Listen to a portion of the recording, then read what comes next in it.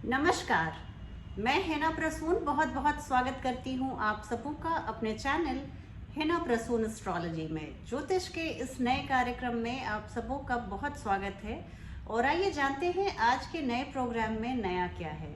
आज हम बात करेंगे सूर्य गोचर की, सन ट्रांजिट की, जो होने वाला है 13 फरवरी को और जो 15 मार्च सुबह तक सूर्य कुंभ राशि में गोचर करेंगे। ये वीडियो इसी घटना के बारे में है, इसी खगोलीय घटना के बारे में है। तो सूर्य अगर कुंभ राशि में जाएंगे तो हम सभी लग्नों, 12 लग्नों और 12 चंद्र राशि वाले जातकों पर क्या प्रभाव पड़ेगा, ये जानने के लिए ही मैंने ये वीडियो बनाया है। आपकी अगर चंद्र राशि और लग्न दोनों अलग अलग राशियां हैं तो आप दोनों वीडियोस को देखिए, इससे आपको एक बेहतर जानकारी मिल पाएगी। चर्चा शुरू करूं इसके पहले मैं अपने सभी प्रिय दर्शकों से आग्रह करूंगी, ऐसे दर्शक जो हमारे कार्यक्रम को रेगुलरली देखते हैं पर उन्होंने अभी तक सब्सक्राइब नहीं किया, मेरे चैनल को प्लीज सब्सक्राइब करें। I request each one of you to subscribe to my channel. कार्यक्रम को शुरू करने के पहले मैं एक संक्षिप्त चर्चा सूर्य देव के बारे में करना चाहूंगी कि ज्योतिष शास्त्र में सूर्य की गणना ग्रहों के राजा के रूप में की गई है। ये आत्मा के कारक हैं, सिर्फ हमारे आपके आत्मा ही नहीं, जगत के आत्मा के कारक हैं, हमारे स्वाभिमान के कारक हैं, हमारे आत्मविश्वास, सेल्फ कॉन्फिडेंस, हमारे फादर, हमारे पिता तुल्य लोगों के द्योतक हैं, हमारे बॉसेस जो हमारे सीनियर्स हैं, नाम ख्याति, हमारे नेम फेम के भी सिग्निफिकेटर हैं सन। तो इसी बात के परिप्रेक्ष्य में मैं चर्चा शुरू कर रही हूँ। ये मैं बताना चाहूँगी कि सूर्य और शनि देव की युति बनेगी कुंभ राशि में।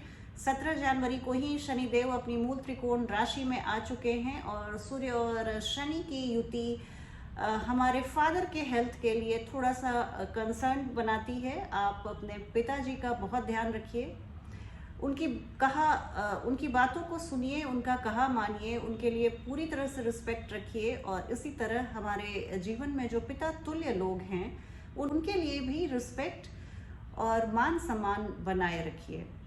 अगर आपके बर्थ चार्ट में सूर्य और शनि की युति बनी हुई है, अगर आपकी महादशा सूर्य की चल रही है या आपकी अंतरदशा सूर्य की चल रही है तो आप यकीन मानिए ये गोचर आपको बहुत तरह से प्रभावित करने वाला है और ये फलादेश आप बहुत ध्यान से सुनिएगा। आइए चर्चा शुरू करूं मैं सबसे पहले मेष राशि वाले जातक और जातिकाओं की कि मेष राशि वाले जातकों के लिए सूर्य और शनि की युति उनके आय भाव में बनेगी। कुंभ राशि आपके एकादश भाव में आती है और यहाँ देखिए सूर्य कहते हैं कि गोचर के कोई भी प्लैनेट आपके एकादश भाव में आते हैं तो बहुत अच्छा परिणाम देते हैं और स्पेशली अगर क्रूर ग्रह, गर्म ग्रह एकादश भाव में आते हैं तो बहुत बेहतरीन परिणाम देते हैं। तो क्रूर ग्रह की संज्ञा अगर हम करें तो सूर्य देव को देखिए, हम पाप ग्रहों की संज्ञा नहीं देते हैं, उन्हें क्रूर कहते हैं क्योंकि उनके पास जो देने की, आशीर्वाद देने की क्षमता है उतना जातक और जातिका के बस में नहीं होता है कि आप सन के एनर्जी को टैप कर पाएं। इसीलिए हम उन्हें क्रूर ग्रह की संज्ञा देते हैं क्योंकि हमारी झोली छोटी पड़ जाती है। और मेष राशि वाले जातकों के लिए एक बहुत खुशखबरी है कि ये आय भाव में सूर्य आपके आय में बेतहाशा बढ़ोतरी करने वाले हैं, इसमें कोई संदेह नहीं है। बड़े भाई बहनों के हेल्थ के लिए आप थोड़े से कंसर्न रह सकते हैं, थोड़े से चिंतित रह सकते हैं। बड़े भाई बहनों के स्वास्थ्य का बहुत ध्यान रखिए। और इसके अलावा मैं ये भी बता रही हूँ कि अगर आप सरकारी क्षेत्र में काम करते हैं तो यहाँ पदोन्नति के अवसर मिल रहे हैं, बन रहे हैं, आपके कार्य की सराहना की जा रही है। आपके कार्य को आप देखिए, सूर्य देव जहाँ भी आते हैं वो एक स्पॉटलाइट की तरह हैं कि आप पिछले दिनों भले गुमनामी के अंधेरे में थे, पिछले दिनों हो सकता है आपके क्रेडिट को किसी और ने ले लिया हो, आपने जितनी कार्यकुशलता से ऑफिस के काम को अंजाम दिया हो, पर अभी ये समय जो है 13 फरवरी के बाद का आपके लिए बड़ा ही खुशनुमा रहने वाला है और मेष राशि वाले लोगों के लिए मैं बहुत ही अच्छे समय की शुरुआत देख रही हूँ।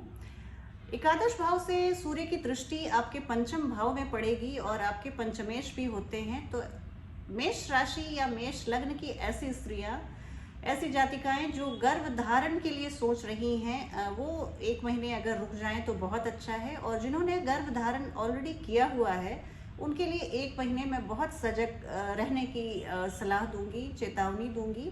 मैं कोई डरा नहीं रही, पर आप अपने सेहत का बहुत ध्यान रखिए। ज़्यादा बाहर का भोजन, तीखा, मिर्च मसाला, इस तरह से आप अपने गर्भस्थ शिशु और अपने पाचन तंत्र का ध्यान रखिए।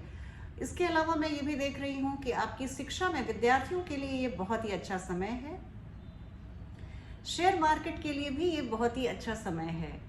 हालांकि शेयर मार्केट के बारे में कोई भी बात मैं जो प्लैनेटरी एनर्जी बनी हुई है वो कहती हूँ, पर आप निवेश, इन्वेस्टमेंट या डिसइन्वेस्टमेंट आप विशेषज्ञों की राय पर ही कीजिए।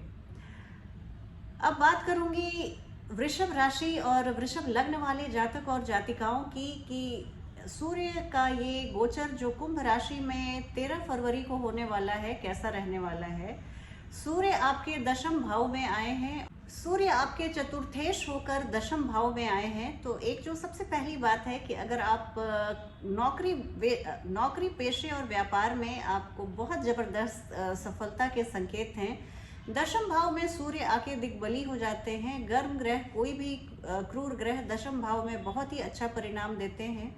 और यहाँ पर मैं ये भी देख रही हूँ कि आपके ऑफिस में आपके कार्यों की सराहना होनी शुरू हो जाएगी। आप एक फोर्स बन के उभरेंगे, और क्या कनिष्ठ हैं या क्या वरिष्ठ हैं, आपकी अहमियत को कोई कम करके नहीं आंकेगा। आपके प्रेजेंस को सभी लोग वैल्यू करते हुए दिख रहे हैं। एक बात जो है वो आप अपने, चूंकि आपके सुखेश हैं, चतुर्थ भाव के स्वामी होते हैं सूर्यदेव, आप हो सकता है घर परिवार में थोड़ी सी कलह की स्थिति पनप जाए, जीवन साथी से थोड़ा मन मुटाव हो जाए, वाणी में कड़वाहट आ जाए, या आप इस तरह से किसी मतभेद, किसी वाणी में तलखी, ऐसे केसेस से दो चार हो सकते हैं। तो इसका आप ध्यान रखिए। लेकिन अगर आप घर खरीदना चाहते हैं, गृह प्रवेश कराना चाहते हैं, तो इस तरह की स्थिति के लिए ये समय बहुत अच्छा है। आप वाहन के लिए भी ये समय बहुत अच्छा है। आप बहुत अच्छे समय की शुरुआत है। दशम भाव में सूर्य देव आपके बहुत फलदायी रहेंगे। एक बात जो मैं ज़रूर हिदायत दूंगी, आप अपने पिताजी के स्वास्थ्य का बहुत ध्यान रखिएगा। तो पिताजी के अगर उन्हें सीने की जलन या हृदय संबंधी कोई विकार है तो आप बहुत ध्यान रखिए। आपको अगर हृदय संबंधी कोई रोग है या उसकी आशंका है तो आप जरूर नियमित जांच कराएं और डॉक्टरों के परामर्श में रहें। बात शुरू करूंगी अब मिथुन राशि और मिथुन लग्न वाले जातक और जातिकाओं की, कि आपके लिए सूर्य देव आपके तृतीय भाव के स्वामी होते हैं और वर्तमान में आपके नवम भाव, भाग्य भाव में गोचर करेंगे। ये बहुत ही अच्छी स्थिति है। आप भाग्य के बल पर और अपने साहस और कर्मठता के बल पर हर परेशानी से जूझते हुए और विजयी होते हुए दिख रहे हैं। ये एक मिथुन राशि वाले, मिथुन लग्न वाले जातक और जातिकाओं के लिए एक बेहद खुशनुमा समय की शुरुआत है। इस पे कोई दो राय नहीं है। लेकिन जो हिदायतें मैं पहले दो राशियों को दी थी, मैं आपको भी देती हूँ। आप पिताजी के स्वास्थ्य का बहुत ध्यान रखिए, पिताजी के हेल्थ का बहुत ध्यान रखिए। लेकिन अच्छी बात यह है कि पिताजी आपके भाग्य से अपने नौकरी पेशे व्यापार में आगे बढ़ते हुए दिख रहे हैं। ये आप यहाँ पर शनिदेव हो सकता है आपको भाग्य में थोड़ी सी डिले कराएं, लेकिन सूर्य देव की उपस्थिति इस 1 महीने में आपको बहुत फलदायी रहेगी आपके लिए। और आपके छोटे भाई बहनों के स्वास्थ्य में भी मैं थोड़ी गिरावट देख सकती हूँ। पड़ोसियों से कुछ कहा सुनी ना हो, इसके लिए आप थोड़ा सा सजग रहिएगा। और इसके अलावा मैं देख रही हूँ, अगर आप लेखन कार्य करते हैं या आप वाचन का कार्य करते हैं, आप रेडियो, टीवी या इस तरह के आप सोशल मीडिया के किसी भी प्लेटफॉर्म से जुड़े हुए हैं, तो वहाँ पर मैं आपको बहुत कामयाब होते हुए दिख रही हूँ।